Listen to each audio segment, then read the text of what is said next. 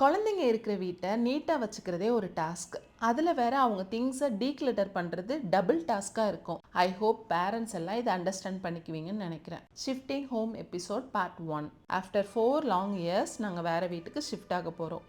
மற்ற திங்ஸ்லாம் பேக் பண்ணுறதுக்கு முன்னாடி எங்கள் வீட்டு குட்டீஸோட திங்ஸை டீக்ளட்டர் பண்ணிட்டாலே பாதி வேலை முடிஞ்சிடும். அதனால தான் இங்கேருந்து ஸ்டார்ட் பண்ணியிருக்கேன். Diaries, colouring books, science experiment, bags, DIY kits, board கேம்ஸுன்னு லிஸ்ட்டு போயிட்டே இருக்குது.